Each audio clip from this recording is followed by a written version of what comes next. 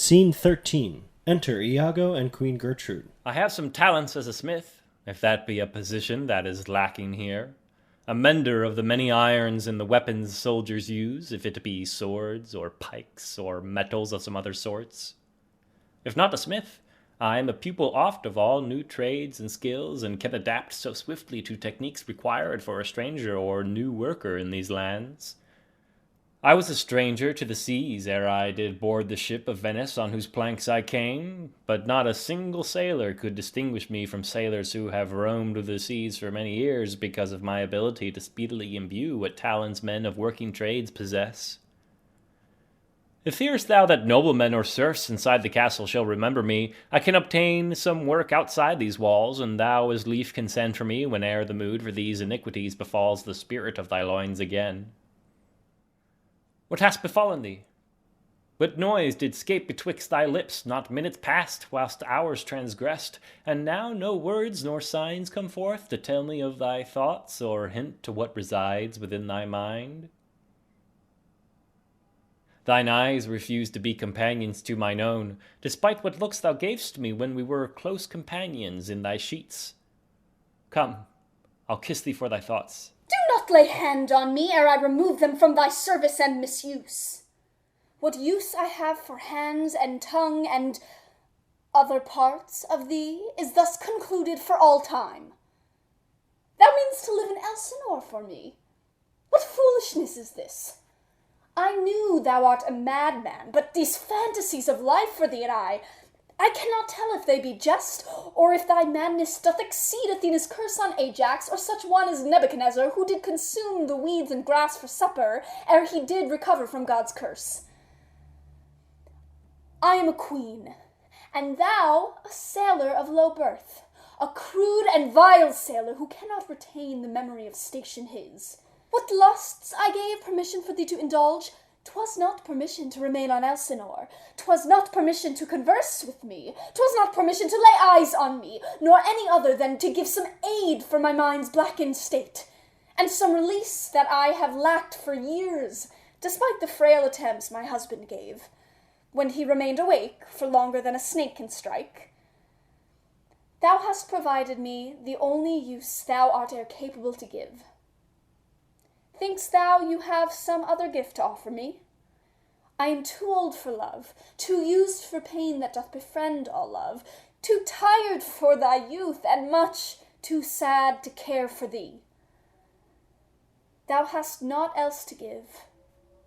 Put money in thy purse, and then mayst women welcome thee. Until that day, expect no woman to desire thy love nor company. Go, put money in thy purse. I bid thee to depart without the words or fancies or orations thou art wont to give me at all opportunities. Go, sailor, I wish to never look on thee again.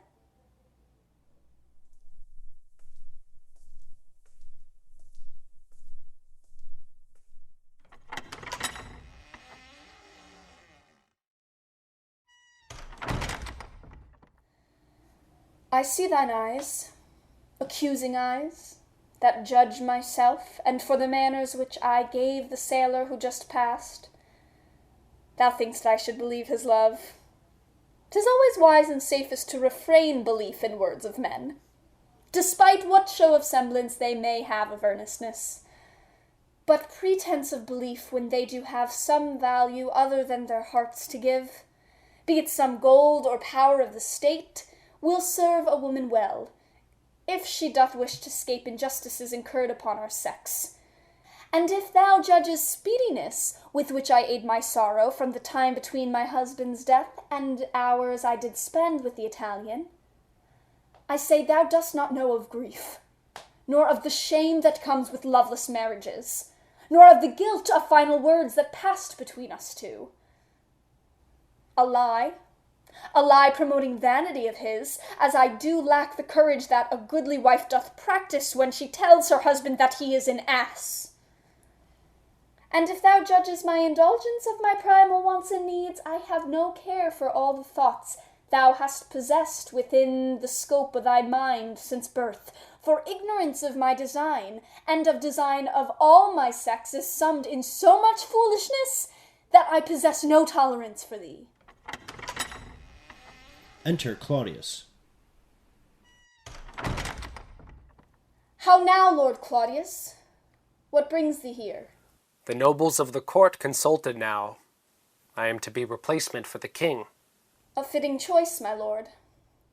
What did occur last night doth serve as reason for the court to choose as they have done. I pray thou doth accept divinity of thy position with the grace and knowledge that it is deserved. The guilt of my position doth infect all thoughts, ideas, or conceptions of what I deserve, or any grace that comes with this divinity.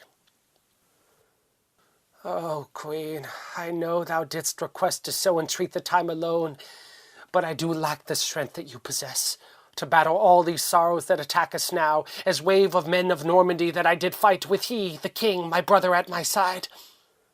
But those tremendous waves we overcame, and now I stand alone, without my kin, who did remain beside my stance against all odds, for all the years I have traversed this earth, and now no more, no more, no more, no more!